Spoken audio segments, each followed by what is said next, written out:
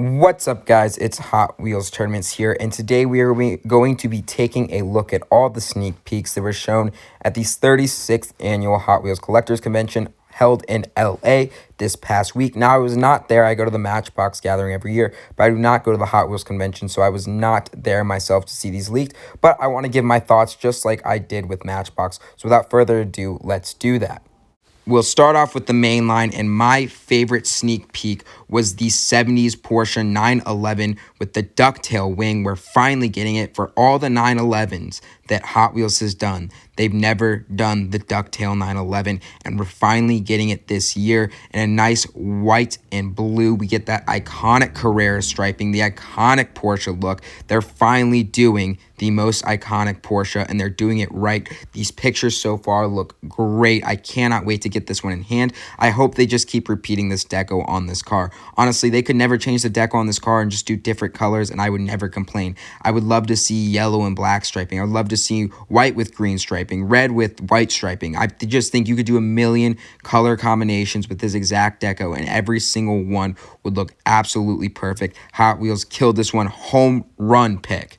We follow that up with another German car, the classic Mercedes-Benz 560 SEC AMG. This is just a car that screams Hot Wheels. This was built in the late 80s, obviously, into the early 90s. Only 50 of this car were ever built. It is a pure German muscle car. If you haven't heard about this thing, please go and do some reading about it. When they announced this, I had to go watch some YouTube videos about this car just because I forgot how awesome it is. It's going to be a perfect Hot Wheel. It screams Hot Wheels. This is a great choice from the Hot Wheels team. An all-time classic Mercedes-Benz here. We moved from the European scene into what was the big JDM bomb of the night. The 1982 Toyota Supra is coming to the main line. This, I believe, is the second generation. A little surprised they didn't go third generation, but they decided to go with the second. We're getting our second version of the Supra. They had photos of it so far. It looks really good. I believe there's going to be some slight Hot Wheels modifications. It's not completely stock. I think there are a few things that look like they've been changed on the casting, but all in all, a fantastic choice to pair with the fourth generation Supra that we already have. We then move back over to Italy with the Alfa Romeo GTV6. This was an absolutely awesome announcement. I love Alfa Romeos. I should correct that. I love modern Alfa Romeos. I think the Giulia is one of the coolest cars on the road today. Old Alfas are awesome. And this GTV6 is an old Alfa. It comes from the early 80s, a period where Alfa Romeo was really struggling and didn't produce a lot of cool cars because they were financially unstable. However, this is one of the best ones they did. It was an Italian sports car. It was absolutely awesome. It was the complete essence of Alfa Romeo, and I'm glad that these more obscure models are now getting a chance to flourish here in the Hot Wheels mainline. I think this one is going to be awesome, and one of the ones I'm really looking forward to personally. We also get a classic Audi in the Audi 90 Quattro. This was only a matter of time before Hot Wheels made this. I'm a little surprised it's going to be in the mainline. To me, this car screams premium car culture series. I'm a little surprised it's in the mainline. I'm not going to complain. I buy way more mainline cars than I do car culture. I'm not huge on car culture compared to a lot of people, so I think it's awesome in the mainline. I can't wait to see how it looks. They're doing the classic rally deco on it. This is a great choice. We then have some super treasure hunts to show off. We get the 65 Mercury Comet Cyclone. This is a Hot Wheels gasser super treasure hunt. A lot of super treasure hunts are gassers. They make great supers. I think this one is going to be awesome by the looks of it. Some of the recent ones have been disappointing. I believe it's the Chevy Nova from the end of 2021, and the Hot Wheels deco was really bad. This one looks really good, though. The El Segundo Cyclone on the side looks awesome. Can't wait to see that. We then get the 69 Shelby GT500 in that purple and white deco we've been seeing a lot lately. We got it on the Mustang this year, and the year before that, I believe it was on the, what truck? It was a pickup truck. I know that was an old school pickup truck, but great super treasure hunt car. Great colors. I think this one is going to look awesome. We then get the 68 Corvette Gas Monkey Garage. Surprise, it's taken this long for this car to be a super treasure hunt, but here it is. We're finally going to get it as a super. From the day it was released, it was earmarked to be a super treasure hunt at some point. We finally get it probably 6 years later, 7 years later now at this point. I don't think the deco's the greatest on this one. I think it could have been better, but it's good to finally see as a super treasure hunt. It absolutely deserves to be one. We now move on to premium. For those that don't know, I'm not huge on premium. $6.50 a car right now for car culture is just really expensive in my opinion, and not really worth it when there are premium brands like Mini GT and Tarmac Works that do their premium cars way better. So I'm not huge on Hot Wheels car culture. Over its entire run, I've really only bought about 30 different cars. However, for the first time ever, with the return of Speed Machines, which I love. I thought it was the coolest line ever. I'm trying to go and get every single version of the original Speed Machines. This will be the first time I ever buy a case online. I've never done that before. I've never tried to buy ahead. I'm going to do that with the Speed Machines line because I loved it when it was originally released, and we're now getting it back. I was worried when they announced this they were going to go rubber tires. They're not doing that. They're doing new dual molded plastic wheels, two-piece plastic wheels, just like they did with the original line, and that's absolutely awesome. The Porsche 911 GT3, one of my favorite castings from 2022, is going to be the headline here. It's going to be the black chase car, which looks absolutely fantastic. The regular version looks great as well. Part of the reason I'm buying cases is so I know I will get a chance to find a chase. I can find chases for car culture, but it's really difficult. So I want as many opportunities as possible.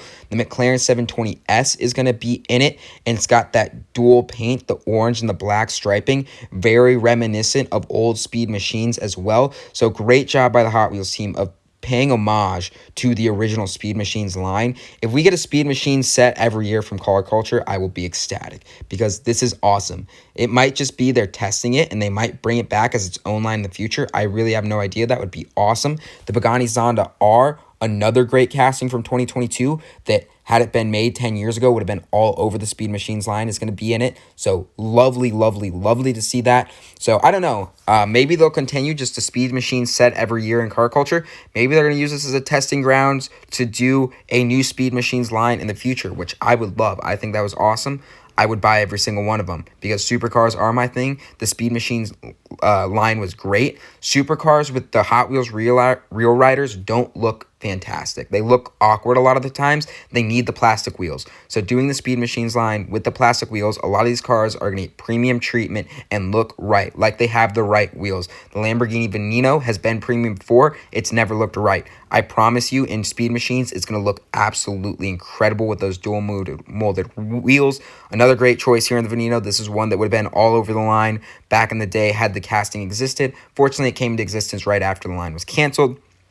And then we get a classic Speed Machines casting, the Ford GT LM. A lot of Ford GT LMs have been in Speed Machines. It's going to make a return. Again, a nice homage. It shows that the Hot Wheels team understands what the Speed Machine line was, and they want to bring that back. They're bringing back the dual molded plastic wheels. They're bringing back a classic Speed Machines casting, and they're bringing back classic Speed Machines looks, particularly on that McLaren 720S, as well as the Porsche 911 GT3, and even the Pagani Zonda for some extent. Now let's take a look at the new line for 2023, Elite 64.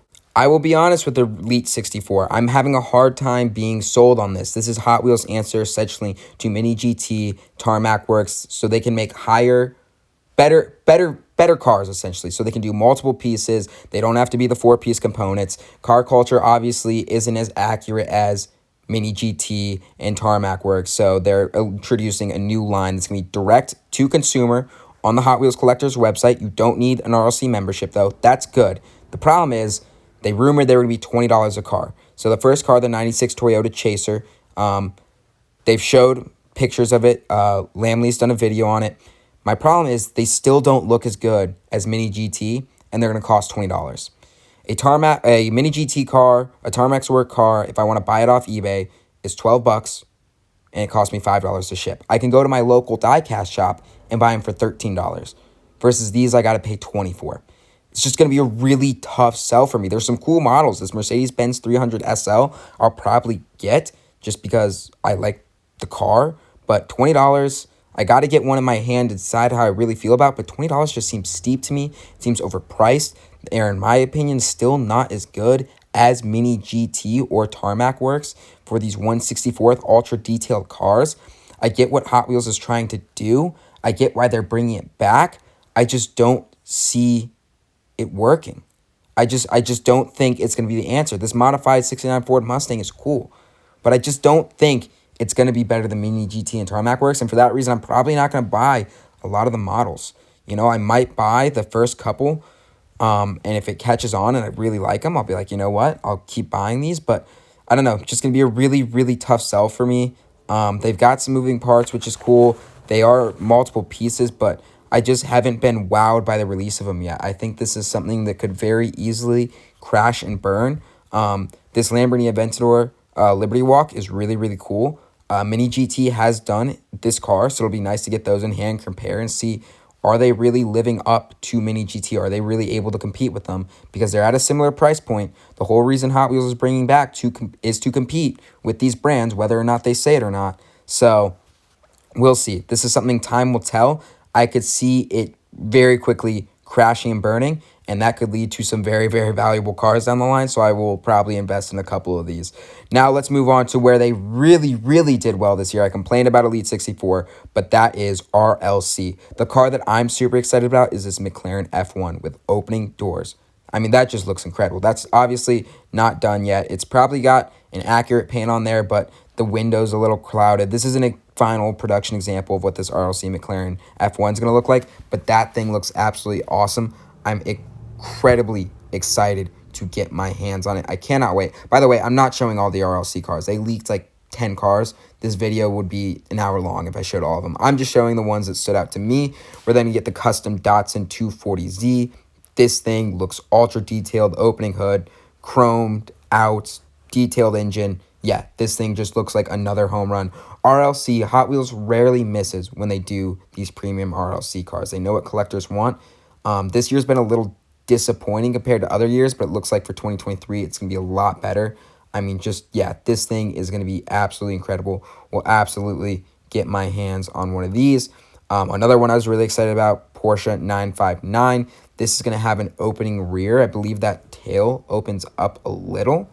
So that'll be really cool. Again, another ultra cool 90s hypercar. We've got a Porsche 959, a McLaren F1. Next thing you know, they'll be throwing a Bugatti EB110 into this mix. A Ferrari, I guess they don't have a Ferrari license. A Ferrari F40 if they had it, you know, doing RLC 90s hypercars. But 959, really, really cool to see that that car is still around in the Hot Wheels lineup. And then they're going to be doing a 21 Ford Bronco WILDTRAK that just looks incredible. I don't know why I didn't put the actual picture of the car in here because they showed it, but this thing looks absolutely awesome. I'm usually not a fan of like the off-roady type vehicles from Hot Wheels, but this Bronco looks absolutely insane. I also think you can take like the doors off and like the roof off and like give it so it's just a cage. It's really, really cool, but it's really awesome. Anyways, that's all for now, guys. Please make sure to like, comment, subscribe. Let me know what you think of Hot Wheels plan for 2023, and I will see you all later. Peace.